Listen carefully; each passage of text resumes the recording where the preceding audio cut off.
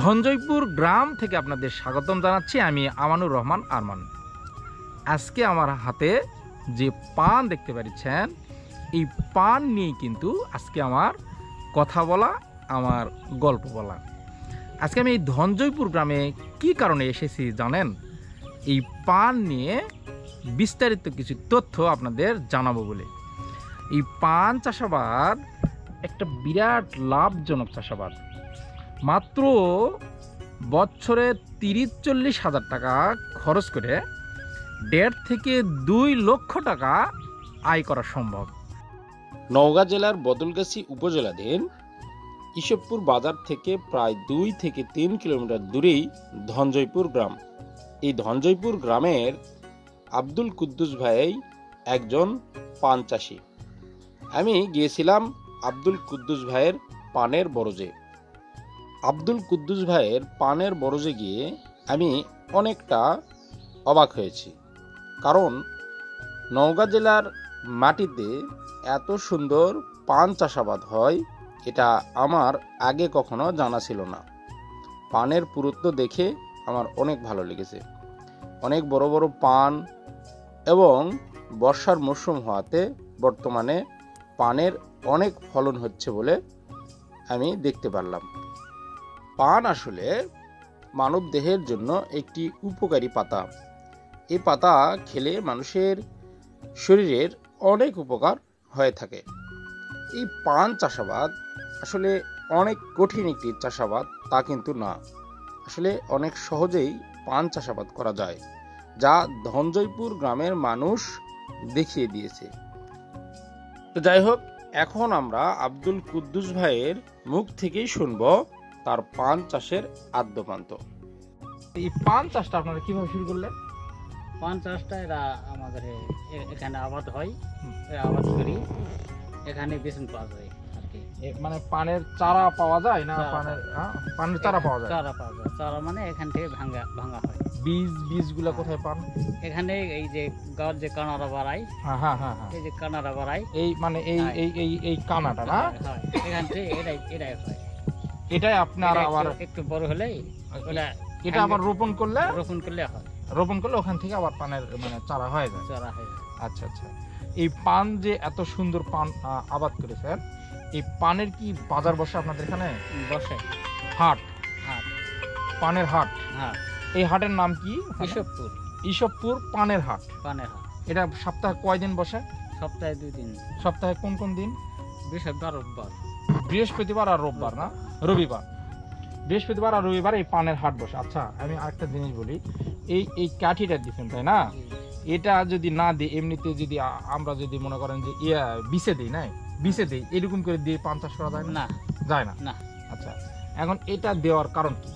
এটা দেওয়ার কারণ ছা থাকবে, ছা না হলে যে পান নাল হয়ে যাবে, ছোট হবে।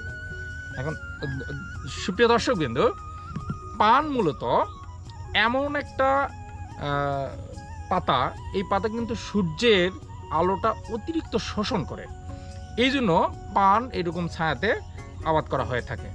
আর পান চাষের জন্য বাংলাদেশের মধ্যে বিখ্যাত জেলা হলো কুষ্টিয়া জেলা। আজাহার ভাই, আব্দুল হানিফ ভাই এবং আব্দুল কুদ্দুস ভাই, 3 ভাই সবাই কিন্তু পান চাষি। আসলে এই ধনজয়পুর গ্রামে এসে আপনারা যদি এই গ্রামটা ঘোরেন, তাহলে এখানে দেখবেন যে শুধু পানেরই আবাদ বেশি, মানে সবাই মোটামুটি কম বেশি পান চাষাবাদ করে। তার মধ্যে আমি এই 3 ভাইয়ের যে পান চাষাবাদ, এটা আসলে একেবারে মুগ্ধ আমি যে অনেক সুন্দর পান চাষাবাদ করেছে তারা। তাহলে কুদ্দুস ভাই, আপনি মানে আপনার যে জমি, পানের জমি, কতখানি জমি এটা?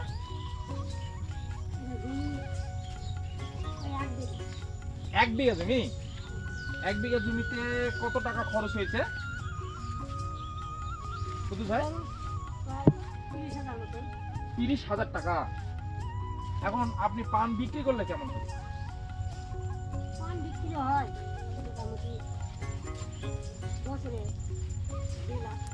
বছরে 2 লাখ টাকা।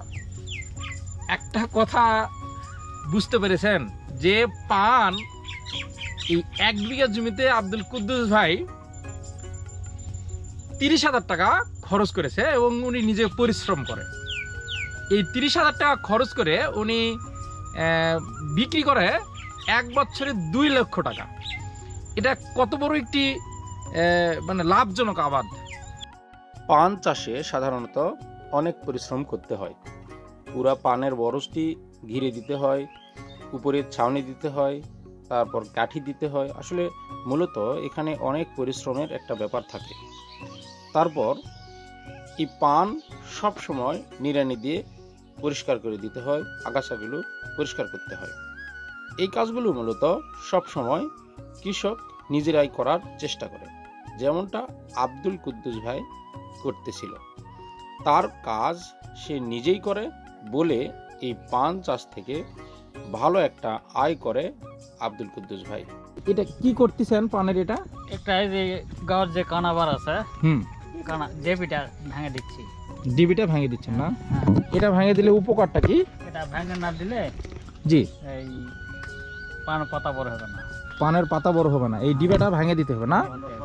আচ্ছা, এই ডিবাটা দিয়েই কি আপনার পরবর্তীতে পানের ইয়া হয়? হুম, হ্যাঁ, হ্যাঁ, এই ডিপাই রোপণ করা যায়। এই ডিবাই রোপণ করলে আবার পান পাতা আবার হয়ে যায়। পাতা হয়ে যায়। ও আচ্ছা, এই পান পাতার জন্য মানে মাটিটা কিরকম দরকার? বেলে মাটি? মাটি মাটি বেলে মাটি দিতে হয়। বেলে মাটি? হ্যাঁ, বাইরের মাটি দিতে হয়। বাইরের মাটি দিতে হয় না? হুম। পান চাষাবাদে দেশের শীর্ষ জেলা হচ্ছে কুষ্টিয়া জেলা। এই কুষ্টিয়া জেলার বৃত্তিপাড়া পানের হাটটি দেশের সবচাইতে বড় পানের হাট। এই হাটে যে পান পাওয়া যায় সেই পান দিয়ে দেশের চাহিদা পূরণ করার পর বিদেশেও রপ্তানি করা হয়ে থাকে। কুষ্টিয়া জেলা বাদেও দেশের বিভিন্ন জেলাতে পান চাষ করা হয়। জয়পুরহাট, নওগাঁ, দিনাজপুর সহ রাজশাহী বিভাগের বিভিন্ন জেলাতে পানের ব্যাপক চাষাবাদ বর্তমানে করা হচ্ছে। এই ধনজয়পুর গ্রামের পান চাষিরা মূলত পান ইসবপুর বাজারে বিক্রি করে থাকে, যদিও সেই বাজারের ভিডিওটি আমি আপনাদের দেখাতে পারিনি, তবে সামনের দিনে দেখাবো ইনশাল্লাহ। গ্রামাঞ্চলের মানুষ পান খায়নি এরকম মানুষ খুব কম পাওয়া যায়। বলা যায় প্রত্যেকটি মানুষই তার জীবনে পান খেয়েছে বলে আমি মনে করি। তো পান পাতা খাওয়া যায়, নিঃসন্দেহে খাওয়া যায়, কারণ পান একটি উপকারী পাতা। আর এই পানের সাথে যে মশলা ব্যবহার করা হয়, এই মশলাটা আমাদের মানব দেহের জন্য ক্ষতিকর। চুন, সুপারি, খয়ের, জর্দা ছাড়াও আরও অন্যান্য মশলাগুলি সবই কিন্তু আমাদের মানবদেহের জন্য ক্ষতিকর। তাই পান পাতা ছাড়া অন্যান্য মশলাটা যতটা পারি আমরা কম খাবো।